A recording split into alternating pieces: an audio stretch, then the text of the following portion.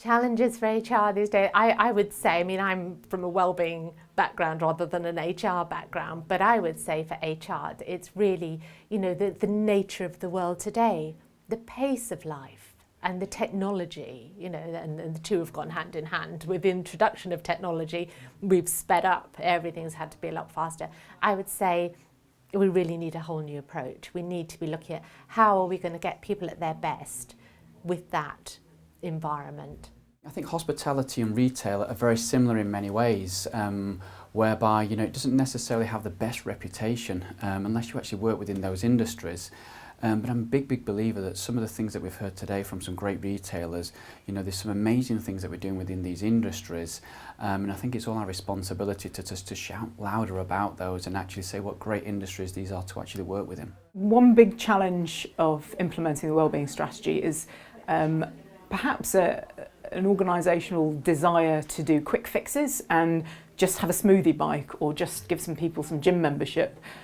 But by having our strategic approach and having a framework in which people can implement kind of local initiatives, that's really helped overcome that, the lack of continuity in programmes within the organisation.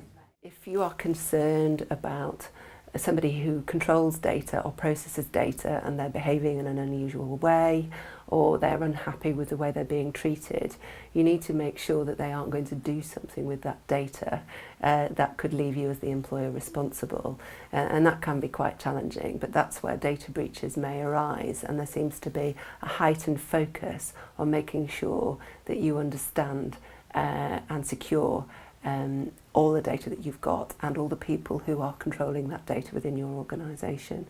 So it's more vigilance really around where the data's held, who's holding it, how are they holding it, and what's it being used for.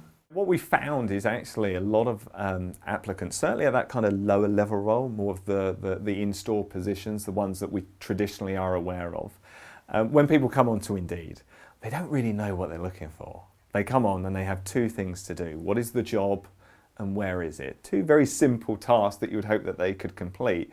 But the reality is some of them don't know what they want to do. They just want a job. And so when they actually conduct that search, it tends to be a blank search. And what we found is that 45% of blank searches actually result in a click for retail clients. So it's very much about raising that awareness. What's the brand presence? What's the quality of the job description? Are the key words included within the job description? And what is the job title? What's the relevancy based on that search? Limited search, but how can we connect the two? If we get those right, certainly within the retail sector, I think that's going to bridge quite a few of the difficulties. There are plenty of challenges, and I think in terms of choice, so nowadays, particularly if we look at our younger generation, they have been used to having the opportunity to get information and knowledge at pace. They love to learn quickly. And I think in terms of our jobs, our job content need to be really enriching and fulfilling. So we have apprentices who have just qualified, they've been in a 4-year program, they've loved it. They've loved that accelerated learning. And now they're quickly saying to me, great, I've now graduated, what next?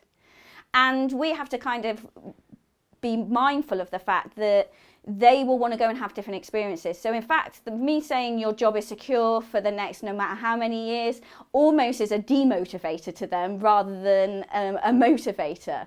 So we have to be a little bit more shrewd in thinking about what does that generation bring us to the future and how can we change, not them change, but how do we change in an organisation to encourage them and to retain them to the best of our ability. In terms of challenges, as a retailer, we probably have similar challenges to most other people. So it's a hugely competitive market. The way in which our customers are shopping is constantly evolving, and the growth of technology is impacting that. And as part of that competitive nature of retail, it's equally competitive to bring people into our business. So finding and attracting great people that want to join us to achieve great things in the work that we do is hugely challenging.